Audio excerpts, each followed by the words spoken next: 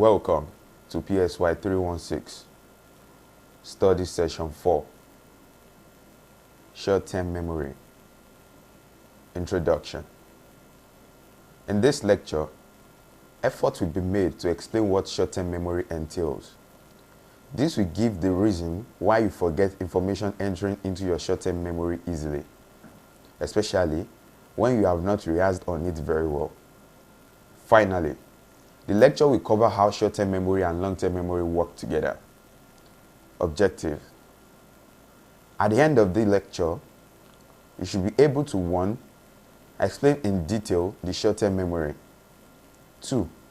Describe short-term memory and long-term memory work together. And 3. Show the importance of transfer from short-term memory to long-term memory. Pre-test. 1. Discuss the capacity of short-term memory compared to long-term memory. 2. How do you find material in short-term memory? Content. Short-term memory. Sensory memory is the information that comes to us through our senses.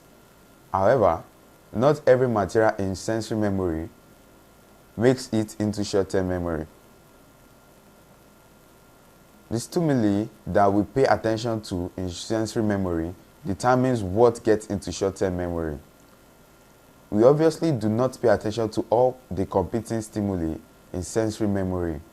Rather, we selectively pay attention to some and we forget the rest. Short-term memory is our working memory, the active memory that contains information we are currently using. What happened the last time you had looked up a telephone number to make a call at a phone center when you did not have anything on which to write the number down? You probably repeated the number in your head 2 or 3 times before dialing. If a friend came up to speak to you before you reached the phone center, you would most likely forget the number and had to look it up again. What does this common situation tell you about short-term memory? It tells us 1. That short-term memory fades rapidly. If you had not repeated the telephone number to yourself, that is, rehearsed the material, you would have forgotten the number within seconds. In other words, when rehearsal cannot occur, short-term memory fades rapidly. 2. That rehearsals help to retain material in short-term memory. With rote rehearsal, simple repetition, you will be able to hold on to material in short-term memory for longer than 20 seconds.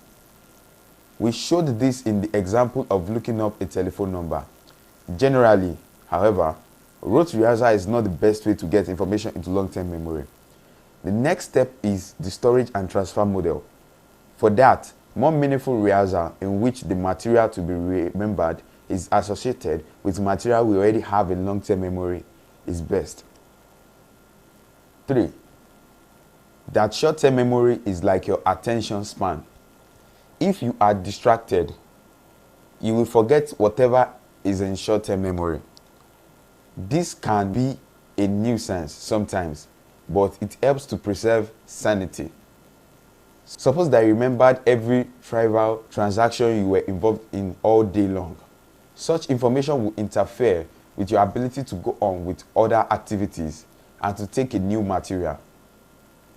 For example, if you were waiting on tables and could not put out of your mind the orders of the previous 10 customers after they had left the restaurant, you would have a hard time remembering the orders of your current customers.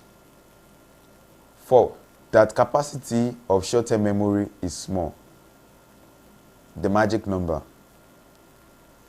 plus or minus 2, usually defines the limit of short-term memory. Miller, 1956. The magic is 7, and as an average, 7 is the largest number of items we can keep in short-term memory.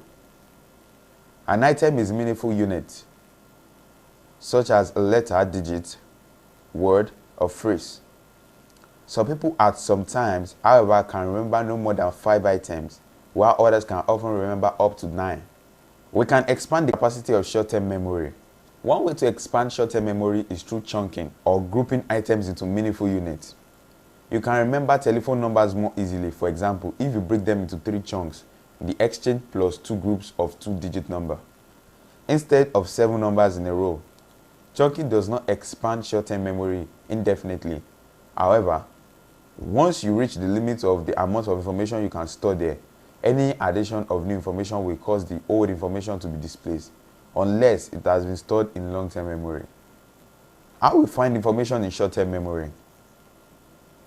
If we have stored information in short-term memory, we can get it very quickly. This has been demonstrated in experiments performed by Sternberg, 1966. Through this experiment, Sternberg, 1966, explored 2 issues first: whether people examine items in short-term memory, one at a time, serial processing, or globally, all at once, parallel processing.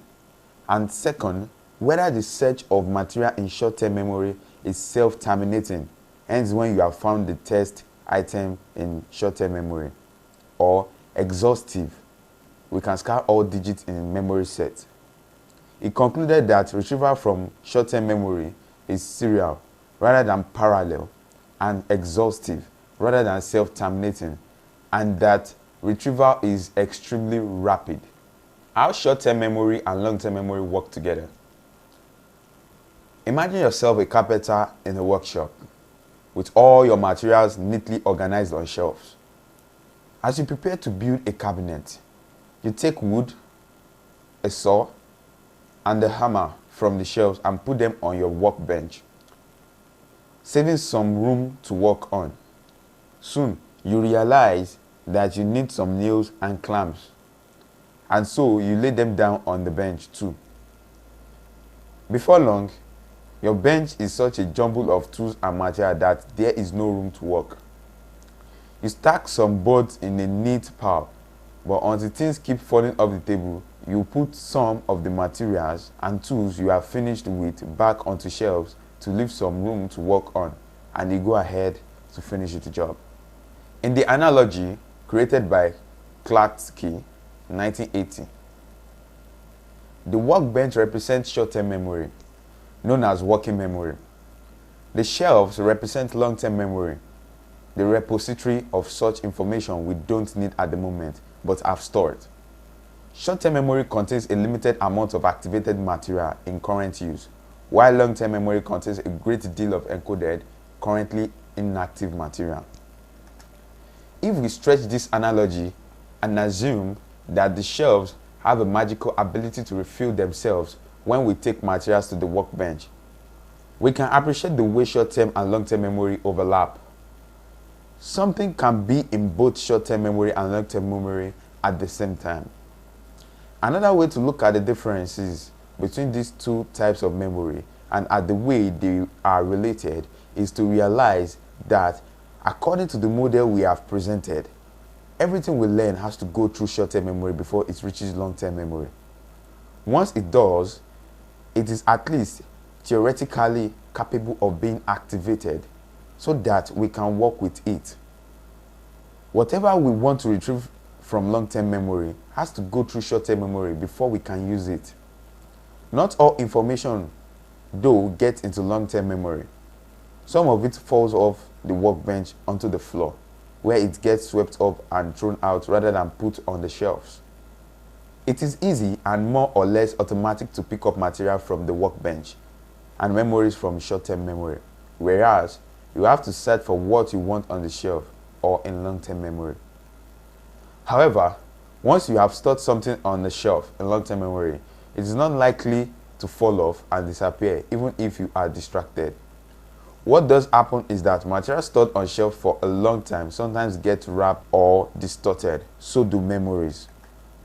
Importance of transfer from short-term to long-term memory. Suppose you never transferred anything from short-term memory to long-term memory.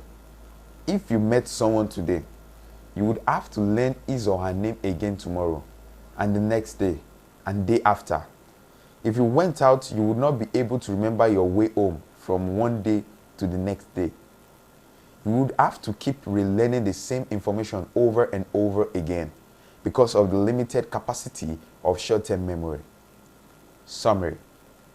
This lecture has been able to explain in detail what short-term memory is and why information in it does not last for a long time. The lecture further gave an insight into how short-term memory and long-term memory work together and the importance of transfer from short-term memory to long-term memory.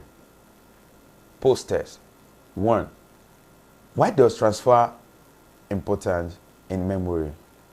2. How do short-term memory and long-term memory work together? End of study session 4. Thank you for listening.